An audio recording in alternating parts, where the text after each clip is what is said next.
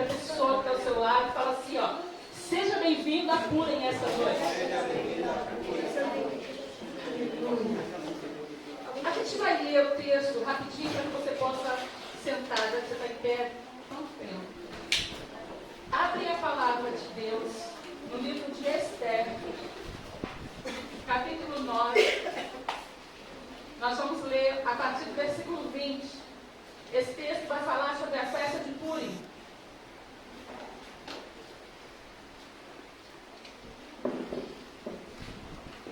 Se você está perto de alguém que não tem Bíblia, ofereça a leitura aí, por favor, para que todos possam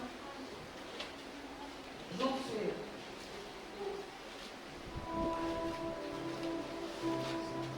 Seja bem-vindo você que está aqui conosco, você que está do outro lado. Eu tenho uma coisa para te falar hoje, uma noite profética para a sua vida. Aleluia! Livro de Esther, capítulo 9, vai falar sobre a festa de Purim. A partir do versículo 20, diz assim a palavra do Senhor. E Mardoqueu escreveu essas coisas e enviou cartas a todos os judeus que se achavam em todas as províncias do rei Assuero, aos de perto e aos de longe, ordenando-lhe que lhe guardassem o dia 14 do mês de Adar e o dia 15 do mesmo todos os anos, como nos dias em que os judeus tiveram repouso dos seus inimigos. Diga glória a Deus! Glória a Deus! Como no mês que o Senhor mudou a tristeza em alegria, o luto em folguedo, para que se fizessem dias de banquetes, de alegria, e que mandassem presente uns aos outros e dádivas aos pobres. Diga glória a Deus. Glória a Deus. E se encarregaram os judeus de fazerem o que já tinham começado, como também tudo aquilo que ele tinha escrito. Porque Ramã, filho do Amegato, o Agadita, inimigo de todos os judeus, tinha tentado destruir os judeus e lançado isto é, sorte, para assolar e destruir. Mas vendo isso perante o rei, ele mandou cartas para que o seu mal intento que intentara contra os judeus tornasse sobre a sua cabeça, pelo que os enforcaram a ele e os seus filhos numa forca. E eu quero ler apenas o versículo 28, e a gente está encerrando, que diz assim: que esses dias seriam lembrados e guardados por toda a geração, família, província e cidade, para que esses dias de Purim se celebrariam entre os judeus e que a memória deles nunca teria fim entre a sua semente. Você pode dizer aleluia, aleluia. Diga glória a Deus. Você pode sentar. Espírito Santo, tu és bem-vindo nesse lugar. Eu quero orar nessa noite profetizando, Senhor, a oração do apóstolo Paulo, a palavra que ele liberou, quando ele disse: porque a minha palavra e a minha pregação não consistiu em palavra de sabedoria humana, mas em demonstração de Espírito, do teu Espírito e de poder. Diga aleluia. Seja bem-vindo, meu irmão, à festa de Purim. Como eu acabei de dizer, hoje é uma noite profética para a sua vida. Aqueles que me conhecem sabem exatamente como eu amo as festas do Senhor. Porque as festas do Senhor, elas são completamente diferentes dos eventos, das festas de qualquer homem. As festas do homem, elas podem ter uma motivação muito particular. Elas podem ser para homenagear alguém, para levantar dinheiro para um ministério, para agradar pessoas, para não perder pessoas. Então as pessoas as chamam de evento. Como um dia eu ouvi de um ministro, evento é o que o nome já diz, evento. Mas as festas do Senhor, elas têm uma marca profética. Sabe por quê? Porque todas as festas do Senhor, elas apontam, todas elas unicamente para um único nome, Yeshua. Todas elas apontam para Jesus. Aleluia. A festa de Purim é uma festa que aponta para a alegria. É uma festa por salvação. É uma festa de milagre. A palavra original Purim, ou Purim como alguns preferem, mas a palavra, o dialeto correto é Purim mesmo, ela vem de um prefixo chamado Pur, que a gente acabou de ler, que significa sorte. E ela vem para marcar o dia que Ramã, inimigo do povo de Deus, lançou sorte para que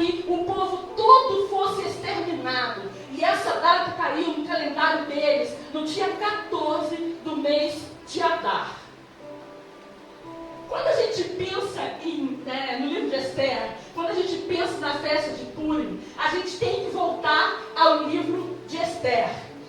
Toda essa trama acontece no século V, século V, antes de Jesus Cristo. Quando a gente olha para o livro de Esther, ele é um livro meio que misterioso, porque ele é o único livro da Bíblia que não aparece escrito a palavra de Deus. E algumas pessoas ficam se questionando como é que ele está escrito na Bíblia, se ele não aparece a palavra de Deus. Deixa eu te falar uma coisa, há um processo chave em tudo isso. O nome de Deus não aparece escrito lá, mas ele está presente do início ao fim. Diga glória a Deus. A presença de Deus é perceptível do início ao fim. Deus fez isso de propósito, para que eu e você possamos entender que muitas vezes na nossa vida nós achamos que Deus não está presente, mas eu quero te dizer uma coisa, Ele está presente do início ao fim. Ele tem o controle de todas as coisas. Ele é Deus e continua assentado sobre o trono. Aleluia. A história de Esther é uma história que começa por causa de uma trama descoberta. A história de Esther vai girar em torno de 5 personagens. Diga comigo assim: Esther, o rei Assuero, Mardoqueu, diga mais forte, com voz de profeta, diga Ramã, e o povo judeu. 5 personagens. A história começa mais ou menos assim. A Bíblia diz que tudo isso começou quando uma rainha foi deposta. E por que tudo isso aconteceu? Eu não vou me prender a Vasti nesse momento, porque nós temos muita coisa para ministrar. A Bíblia diz que ela foi deposta porque o rei chamou para que ela comparecesse no banquete que ele estava dando, que ele queria mostrar a formosura dela para todas as pessoas que estavam ali, mas ela se recusou vir pela mão dos eunucos. Sabe o que ela disse? Não vou. E todas as vezes que você se recusar ao convite do rei, a palavra-chave para isso está escrito ali: dê o reino a outra que seja melhor do que ela. A igreja do Senhor nunca pode recusar ao chamado do rei. Diga glória a Deus. E foi assim que eles mandaram fazer uma apuração, que todas as jovens virgens e formosas pudessem ser trazidas diante do rei, para que ele escolhesse uma nova rainha. E nesse meio termo, Esther foi a escolhida para substituir a rainha Vasti, porque a ordem foi que ela nunca mais comparecesse diante do rei. A Esther, ela entra na presença do rei, ela entra no cenário bíblico a partir desse momento. Mas existe uma coisa chave ali. A Bíblia diz que ela foi criada, ela era uma menina órfã, ela foi criada pelo seu primo chamado Mardoqueu, ou Mordecai, como é que está na sua versão aí. E ele a teve como pai adotivo. E a direção que ele deu para ela foi que ela não falasse que ela era judia. E assim ela fez. E ela esteve diante do rei. A Bíblia diz que o rei a amou. Querido, deixa eu te falar uma coisa. Tudo que acontece na vida do povo de Deus, existe um propósito. Ele não é Deus de acaso, Ele é Deus de propósito. Diga aleluia. E naquele momento, dentro daquele contexto, Mardoqueu, a Bíblia diz que vira e mexe, ele dava uma olhadinha para ver como é que ela estava. Ele procurava saber se estava tudo bem, como é que estavam acontecendo as coisas lá. E a Bíblia diz que ele ficava atualmente assentado nas escadarias do palácio. E num dia desse, ele descobriu uma coisa incrível. Ele ouviu de 2 eunucos uma trama para matar o rei. A Bíblia diz que ele fez Esther saber disso. E ela fez o rei saber. E esses 2 homens que estavam armando a trama para a morte do rei, eles foram mortos logo em seguida. E a Bíblia também diz que tudo isso foi devidamente registrado no livro das crônicas do rei. Diga amém. Aí eu quero que você comece a pensar. Ele descobre a trama para matar o rei. Aí você pensa na sua cabeça: o que será que aconteceu com ele? Como será que isso rompeu a vida dele? Sabe o que aconteceu? Nada. Ao invés disso, um outro homem foi exaltado. E o nome desse desse homem é Ramã. A Bíblia diz que ele foi colocado em posição de honra, mas ele era acima do primeiro-ministro, acima de todos os outros. E por conta disso, ele exigia que todas as pessoas, quando ele passasse, se curvassem diante dele. Por que eu estou te falando tudo isso? Porque tudo isso tem um fundamento. Nada que acontece na palavra de Deus é por acaso. A Bíblia diz que todas as pessoas, quando ele passava, se curvaram, exceto um judeu, chamado Mardoqueu. Ele passava, ele continuava passando. Ele não se curvava. Porque como um judeu fiel, ele só se curvava ao Deus de Israel. Diga aleluia. E isso começou a chegar aos ouvidos de Ramã. E isso começou a gerar um ódio, um furor muito grande. Mas eu estou falando de um furor tão grande que ele não desejava matar somente Mardoqueu. Ele queria matar todos os judeus espalhados nas 127 províncias que ia da Índia até a Etiópia. Ele não estava conformado em matar Mardoqueu. Ele queria acabar com todo o povo de Deus. Aí você olha para isso e pergunta assim, onde é que Deus estava em tudo isso? Cadê Deus? É por isso que o nome de Deus não está ali. Deixa eu te responder, ele está no mesmo lugar que sempre esteve, no controle de todas as coisas.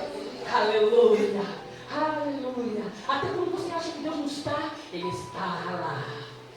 Aleluia, ele está lá. Olha o teu irmão falando, ele está lá. Aleluia, aleluia. E a Bíblia diz que, sabe, parece que às vezes você percebe que Deus parece que está dando corda. Já viu? Parece que as coisas não estão acontecendo, que Deus não está fazendo nada, gente, ele não está vendo.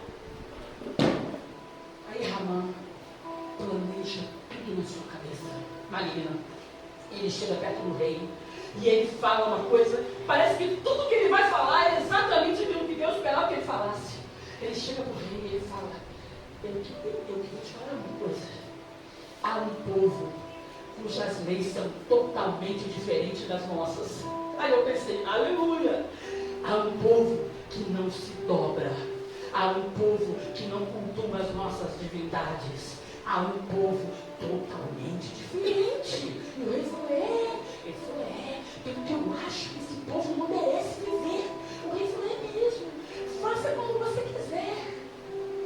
Eu fico pensando, será que ele falou no momento que o rei estava meio embriagado? E o rei falou, tá tudo bem. O que você precisa? Do seu real? Toma aí, ó. Você precisa de prata, ouro? Você faz como você quiser. E ele saiu dali com o seu ego inflado e pensando exatamente isso que eu vou fazer. Sabe o que ele fez?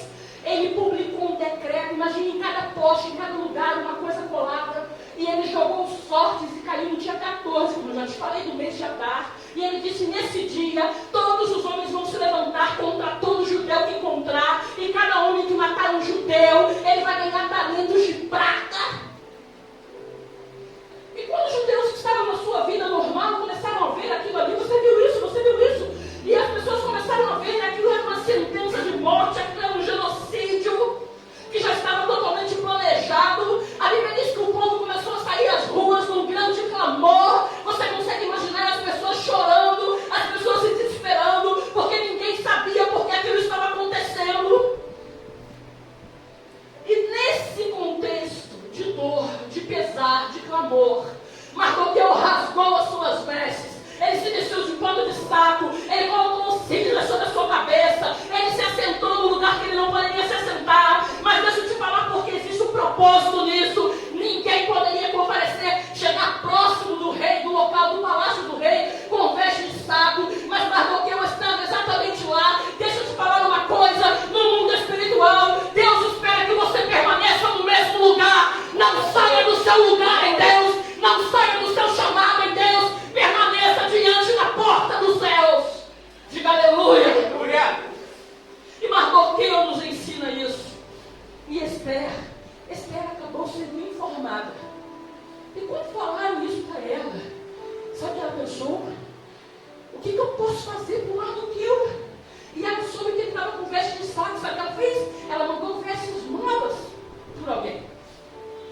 E uma das suas moças foi lá levar e falou, mas eu não quero isso.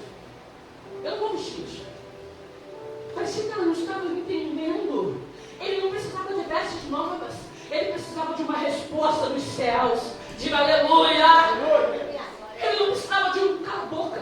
Ele precisava de uma resposta do trono. Diga aleluia!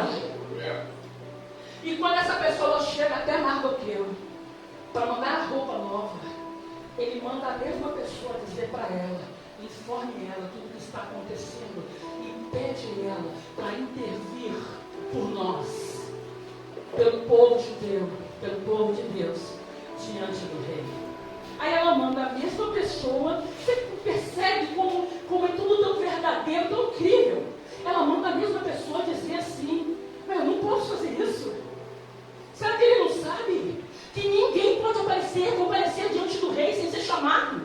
Faz 30 dias que ele não me chama. Como é que eu vou entrar na sua presença em sua sentença de morte declarada?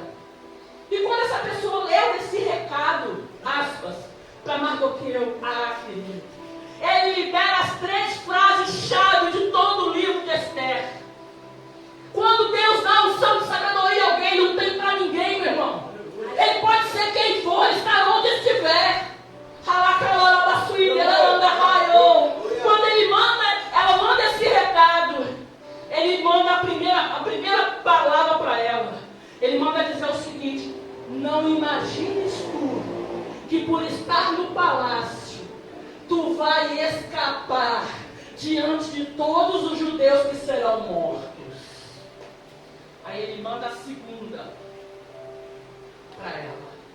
Mas se de todo você se calar, pode ficar sabendo de uma coisa: socorro e livramento de outra parte virá. Isso é certeza, aleluia! Isso é convicção que só um crente tem.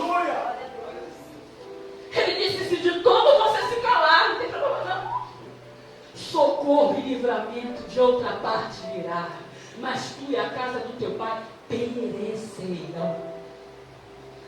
Aí ele manda a terceira e última frase para fechar a história dela. Porque ela estava recuando, com medo. Aí ele manda aquilo que não teve mais nem o que questionar, inquestionável. Ele disse: acaso não foi para esse tempo que tu chegaste ao reino?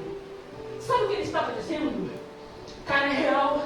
Você não está aí porque você é bonita. Existem muitas outras moças bonitas. Você não está aí por isso ou por aquilo. Você está aí para honrar o nome dele. Você está aí para fazer a diferença na sua geração. Acaso não foi para isso que Deus colocou aí? E eu tenho uma coisa para te falar nessa noite. Você que está aqui, você que está me ouvindo do outro lado, você que passou num concurso, você que foi aprovado, você que Deus abriu uma porta de emprego, você que Deus deu um casamento, você que Deus deu uma família, um chamado, um ministério. Deixa eu te dizer uma coisa: Deus não te deu isso para honrar a você mesmo. Deus não te deu isso para você honrar ao seu favor. Deus não te deu isso para que você se divertisse com seus amigos. Deus te deu isso para que o nome dele não fosse blasfemado entre os gentios. Deus te deu isso para você dar honra ao nome dele.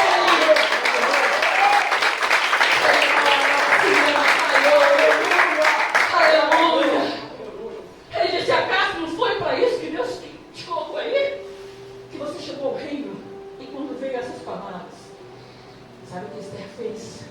Quando a gente está diante de alguém de Deus, você pode até recuar, você pode ter medo, isso é normal. Isso não abala Deus, mas a sua decisão final que manda. Quando isso chegou ao coração dela, houve um despertar no coração de Esther. Ela foi despertada pelas palavras de Mardoqueu. E ela disse: tá bem, se eu perecer, pereci. Manda ele avisar o nosso povo que todos estarão jejuando comigo e as minhas moças também, por 3 dias, antes de eu comparecer diante do rei.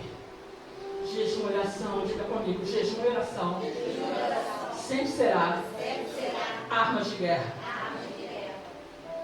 E a Bíblia diz que quando findou o 3º dia, ela se aproximou de longe, diante de onde o rei estava. E naquele momento o rei a olhou e ele disse: salve minha rainha. E estendeu, apontou para ela o cetro. E ela veio na direção dele, tocou em até a metade do meu reino. E naquele momento o Senhor já estava conduzindo todas as coisas, estou correndo ali. E ele disse para ela, ela falou, olha, eu só quero que você compareça hoje num banquete que eu já tenho preparado. Mas eu quero que convide Ramã. Você imagina o ego desse homem maldito? O ego do homem fofo, oh, meu Deus, você é honrado. A rainha não chamou ninguém, senão eu, ó, que beleza. E quando ele saiu dali feliz da vida, ele passa pelas escadarias. Sabe o que ele encontrou? Mardoqueu. Sabe o que aconteceu? Nada. Mardoqueu não se prostrou. E ele ficou com muita raiva. Ele estava motivado para ir no banquete. Ele chegou em casa, contou a mulher que está no banquete. E no mesmo momento que ele conta, existe uma declaração na Bíblia, está no livro de Esther, capítulo 5, não precisa abrir, versículo 13. Ele disse, porém tudo isso não me satisfaz, enquanto eu ver o judeu Mardoqueu assentado nas escadarias desse palácio. Existem pessoas que podem ter o que eles quiserem, mas eles não ficam satisfeitos enquanto vê a nossa igreja aberta.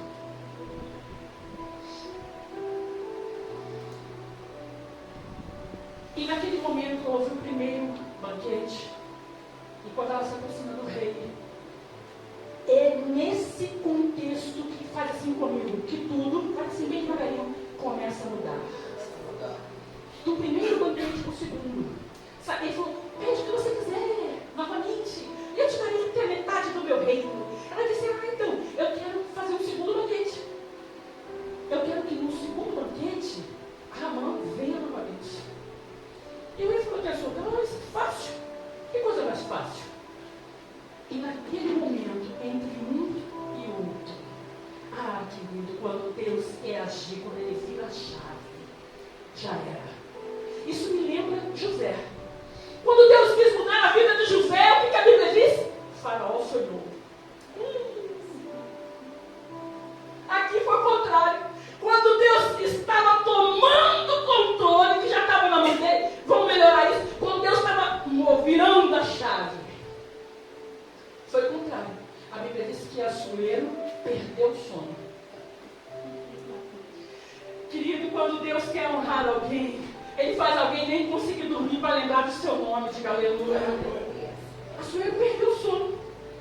E o que aconteceu quando ele perdeu o sono? Ele mandou chamar as pessoas para lerem histórias para ele pegar no sono. Para ele se distrair. Aí vieram ler para ele, os leitores do seu reino, as crônicas do seu reino. E foram lendo, e eles foram ali escutando. Aí, dado momento, foi lido que Mardoqueu descobriu a trama, onde ele seria morto. E na mesma hora ele perguntou para a pessoa, mas o que foi feito para ele? Eles falaram nada. Imagina a cabeça dele. A pessoa, mas peraí, eu ia ser morto. Era a minha vida, algo muito sério, a minha vida. Nada mais precioso que a minha vida. Estava em jogo e não foi feito nada. E ele ficou pensando naquilo. E ao amanhecer esta madrugada, sabe o que aconteceu? Lá na casa de Ramã, quando ele estava conversando com a mulher dele, ela deu uma ideia mais maligna do que a cabeça dele. Ela falou para ele assim, olha, eu acho que você devia construir uma forca. Uma forca daquela bem alta mesmo, de 50 côvados de altura.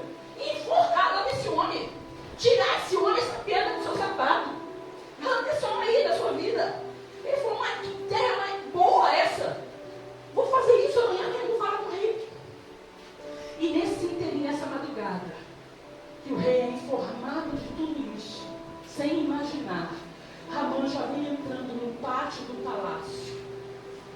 E houve aquele barulho que o rei falou, mas quem está aí? É Ramã, que está levantando uma forca para o judeu Mardoqueu. O rei deve pensar, o mesmo homem que eu acabei de saber que salvou a minha vida. Isso não está normal, é isso mesmo que ele vem falar, ele vem pedir para enforcar ele. Deixa ele comigo, não tem problema não. Aí quando ele chegou diante do rei, o rei olhou para a cara dele e falou assim, eu quero te fazer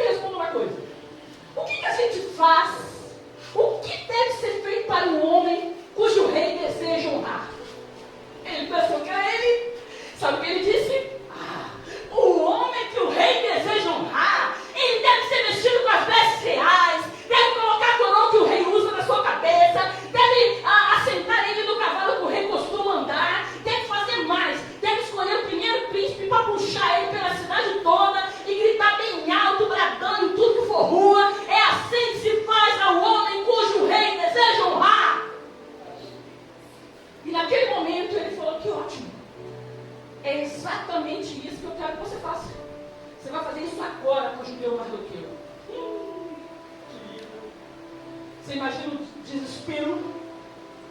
Mas ele não tinha para onde correr, ele tinha que fazer exatamente o que correu. Quando Deus perguntar a tua história, ninguém segura, diga aleluia.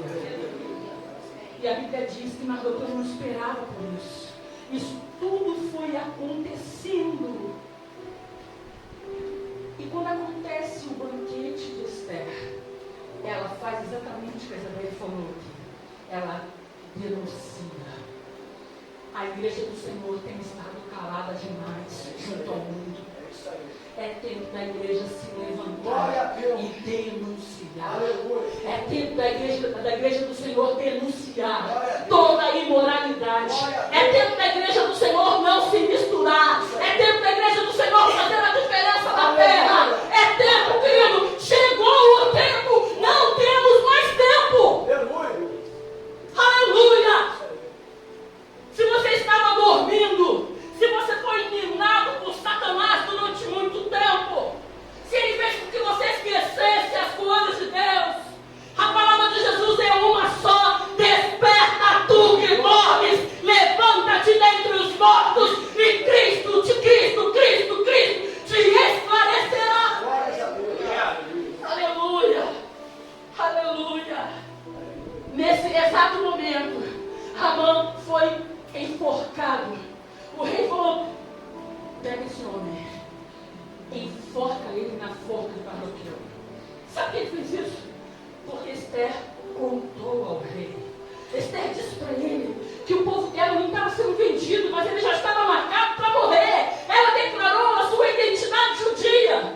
E naquele momento, imagina, a cabeça do rei começou a ficar embaralhada. Ele pensou: eu vou perder a minha rainha.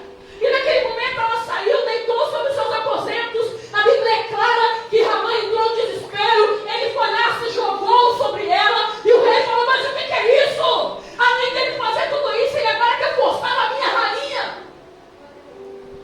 Enforca esse homem agora. Na forca que ele preparou para Mardoqueu. Talvez você que está ouvindo isso essa noite ache que a história, ela começou aqui. Mas eu quero te dizer uma coisa: a história de Esther não começa no capítulo 1 do livro de Esther. A história de Esther começa lá atrás, numa coisa chamada descendência. Talvez você que está me ouvindo não sabe, talvez você que está do outro lado, talvez você que está aqui também sabe, mas eu preciso te fazer lembrar. Quem era Mardoqueu? Mardoqueu era descendente direto de um homem chamado Quis, pai de Saul. Ele era da tribo de Benjamim. Ele era um benjamita. Ramã era descendente direto, por isso que ele é chamado na Bíblia de Agagita. Ele era descendente direto do rei Agag, nada menos do que o rei dos Amalequitas. Então, quando esse encontro acontece, a briga não era entre Ramã e Mardoqueu. A disputa era muito maior. Era algo que estaria envolvendo o nascimento do Messias, Jesus Cristo. O contexto era muito mais amplo. Esse leque era muito maior do que alguém pudesse imaginar. Quando esses dois se encontraram frente a frente, e um não se dobrava de jeito nenhum, e ele podia fazer, planejar, ameaçar, fazer o que ele quisesse, ele não se dobrava, porque existe um povo sobre a terra que não se dobra, existe um povo sobre a terra que não é vendido, existe um povo nessa terra que não é comprado. Existe um povo que é a geração de Elias, que não se assenta na mesa de Jezabel. Existe um povo que não tem rabo preso, meu irmão. Glória a Deus.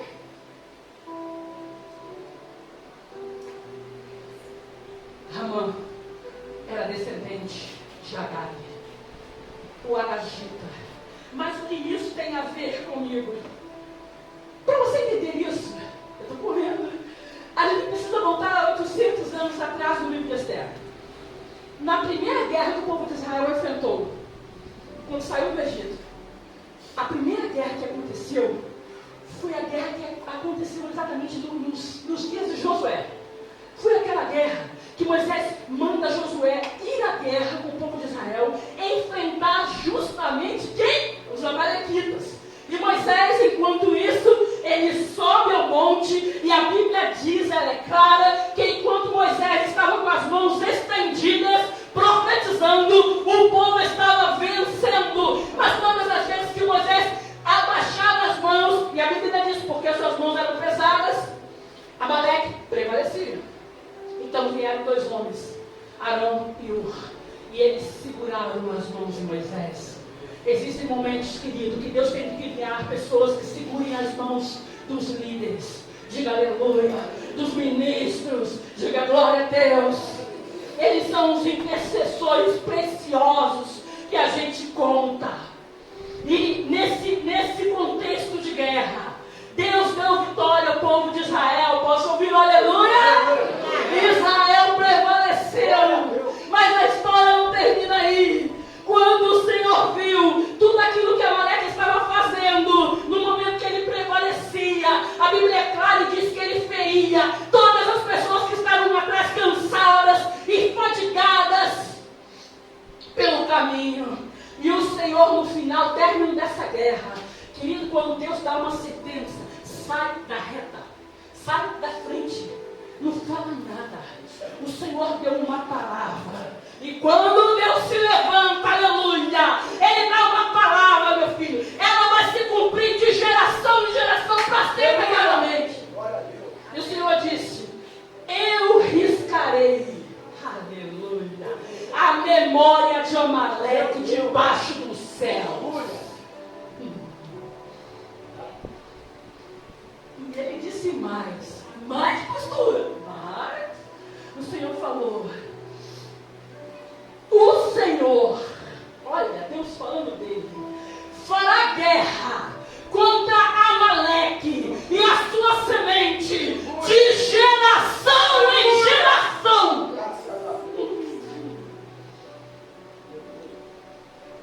1 Samuel 15, o Senhor diz, eu me lembrarei do que te fez Amaleque quando tu subias do Egito, estando meu povo fraco e vulnerável.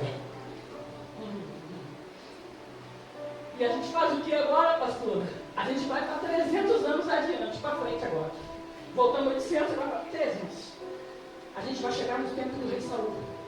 E por intermédio de Samuel, Deus dá uma ordem. Ele falou, eu quero que você destrua todos amalequitas.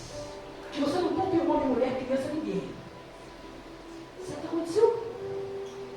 Sabe o que aconteceu? Saul foi lá e falou, também já é demais. Assim é demais. Ele desobedeceu a ordem de Deus. E ele poupou Agag, o rei dos amalequitas. E por causa de uma das suas grandes desobediências, ele perdeu o reino. O mesmo rei que Samuel vai na frente, depois nada, mas bem isso que a gente quer falar agora. Ele desobedeceu a ordem de Deus. E por que eu estou te falando sobre descendência? Porque justamente, olha o problema de quando alguém desobedece, enfrenta Deus. Quando alguém ousa desafiar Deus. Eu nem sei de onde essa pessoa tira a autoconfiança para isso, que eu jamais teria. Mas quando alguém ousa desafiar Deus, eu tenho uma coisa para te falar, prepare-se para as consequências, não só para a tua vida, mas para todas as futuras gerações. E foi exatamente isso que aconteceu. Por isso que eu te falei que tudo que acontece no livro de Esther, capítulo 1, não começa ali. Nada do vento, irmão. Fala comigo assim, nada do vento. Nada do vento. Fala comigo assim, tudo tem uma razão. Nada. Porque a Bíblia diz que a maldição sem causa não conta pulso. Nada do vento. Por isso que eu te levei lá atrás, 800 anos antes do livro de Esther. Agora 300 mais na frente. Vai para 300 na frente. É para o rei Saul. Aí Samuel vem e manda ele exterminar. Aí ele faz o quê? Ele poupa Agag. E porque ele poupou Agag, nasceu Ramon. Ele é semente direta de Agag. Que por pouco não exterminou todo o povo de Deus. Só que Deus não perdeu o controle, como não perdeu o Éden, quando o homem desobedeceu. Deus nunca perde o controle, diga aleluia!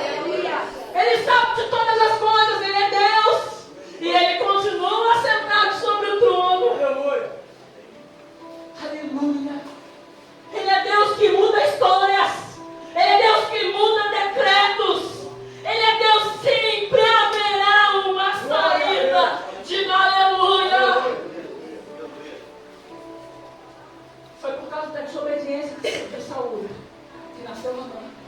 Mas o Senhor sempre tem uma porta de escape. Deus sempre tem uma saída. A história de Esther acontece num encontro de linhagens entre Ramã e Mardoqueu.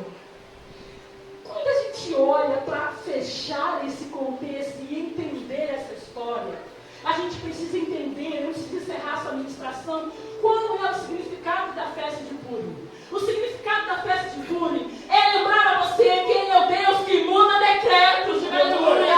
Ele é o Deus que muda a história. Ele é o Deus que transforma vidas. Glória a Deus. Ele é Deus que muda.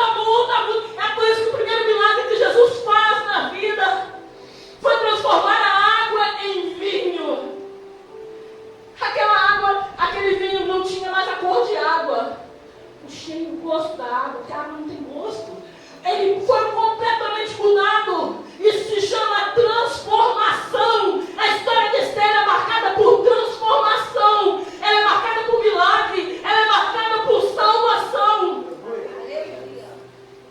Quem Esther representa nesse contexto? A história de Esther não é uma mera ficção.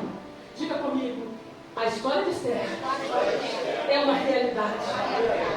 A Esther, ela representa a noiva, a igreja, a noiva do Messias, que intercede junto ao rei. Você conhece o papel da igreja? O papel da igreja é o papel que ele espera da noiva, é aquela que intercede junto ao rei. O papel da igreja é interceder por salvação, é interceder por libertação. O papel da igreja é se apresentar diante do rei. Aleluia! Ramã sempre vai representar o espírito do anticristo, aquele que se levanta contra o povo de Deus em todas as gerações. Em 1945 nós tivemos um Ramã muito presente na história, que exterminou mais de 6 milhões de judeus, chamado Hitler. E a gente já tem tantos ali ao decorrer da história. Mardoqueu representa o crente fiel, aquele que não se dobra diante de falsos deuses. Diga aleluia. Quem você quer ser nesse personagem? Onde é que você se encaixa direitinho? Eu quero te convidar a se colocar de pé, para a gente encerrar essa noite com chave de ouro. Eu quero que você feche seus olhos nesse momento. Talvez você que está aqui esteja enfrentando dias difíceis. Talvez você vive numa família difícil. Talvez você não encontre saída. Mas a festa de Púrim, ela existe para declarar junto contigo. Quando a gente pode declarar, a gente não está forçando Deus. Não, ao contrário. A gente está liberando a sua palavra. Aleluia. Porque foi isso que os discípulos fizeram naquela grande pescaria. Eles disseram, até agora a gente não resolveu nada. Foi uma noite toda tentando em vão. Mas sobre a tua palavra, a gente vai lançar as redes. Esse é o momento de você liberar a tua palavra, Senhor. A palavra dele. A festa de Púrim, ela aponta para a mudança de vida. A festa de Púrim, ela aponta para a esperança. Talvez você que está aqui já perdeu a esperança com alguém da sua família. Talvez você já perdeu a esperança com o seu casamento. Talvez você já perdeu a esperança com o filho que você está me ouvindo do outro lado, com o irmão. Talvez você ache que alguém está tão perdido e que você não é um buraco tão fundo. Pastor, é porque você não está na minha casa. É porque você não sabe como ele é viciado. É porque você não sabe como ele está no buraco fundo. É porque você não sabe que isso não começou hoje, isso de anos. Mas deixa eu te falar uma coisa. Não existe lugar tão escuro onde a graça de Deus não possa alcançar. Ninguém pode ir tão fundo onde a graça de Deus não possa te encontrar. Não existe nada tão errado que Deus não possa reverter. Não existe história que Deus não possa mudar. O significado da festa de Púrim é um só. É Deus quem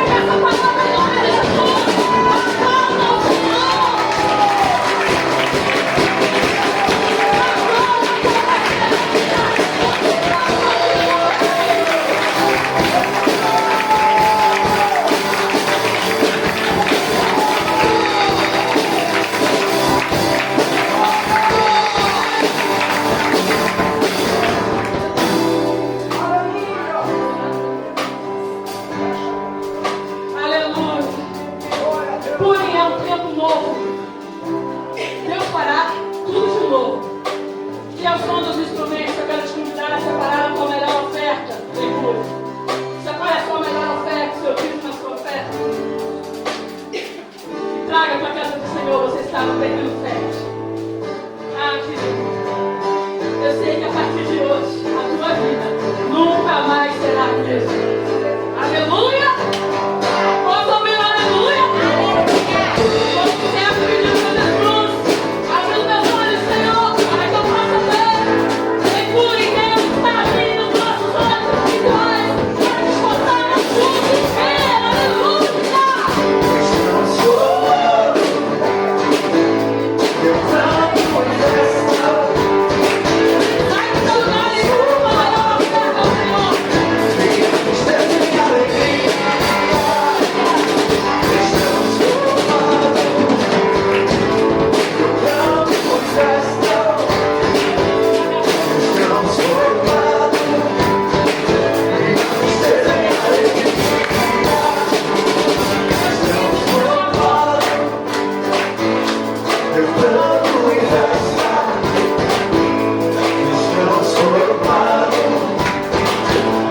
da sua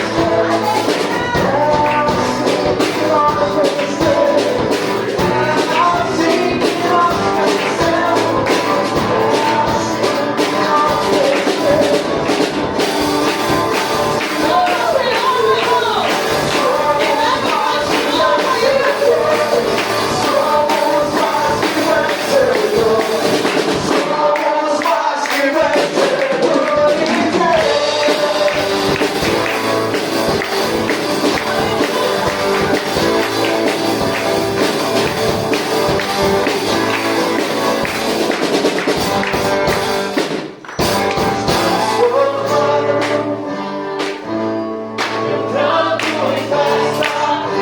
Desanima não, meu irmão, levanta o seu olho aí. Libera que eu te coloco.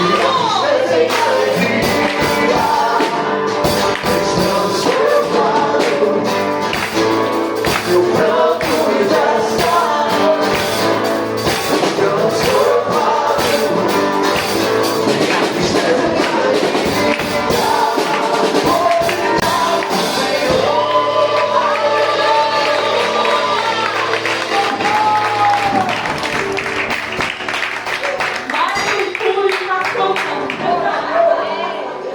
Aleluia. Bom, Felipe, acabou. Acabou nada. Agora a gente vai ao banquete de Esther. A gente segura a mão de jeito de festejar. A diferença é que a gente não pega dinheiro com a igreja. Todo mundo se ajuda aqui, que nem a igreja primitiva. E tá tudo certo, amém? Posso ouvir um amém? E está proibido, pastor, você não está proibido nada, então todo mundo virou. Você de ir embora sem comer tudo, de tudo que tiver ali, amém? Você vai comer, uma bandeja de alegria, tá, querida? É tudo com muito carinho, para você estar ali atrás. Fez um negocinho.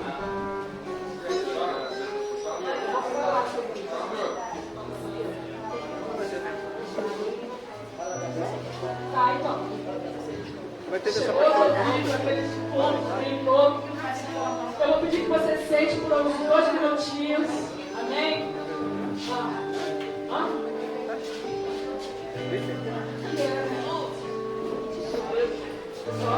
Você quer? Aí, pastor, vem cá orar pelos ofertórios, pelo dízimo, e dar uma bênção apostólica. Depois eu quero dar a palavra para os que vão sentar. Assentar como você está, estenda as tuas mãos para cá. Te adoramos pela tua palavra, abençoamos todo dizimista e ofertante na tua casa que tem colaborado com esta obra. Obrigado também pelos nossos 21 anos aqui nesse lugar. Quero agradecer por cada membro, por cada discípulo, por cada irmão que acreditaram nesse ministério, que acreditou na minha vida, na vida da minha esposa, que durante todo esse tempo estão aqui conosco, a fim de pregar a tua palavra. Nós abençoamos cada um no nome do Senhor Jesus.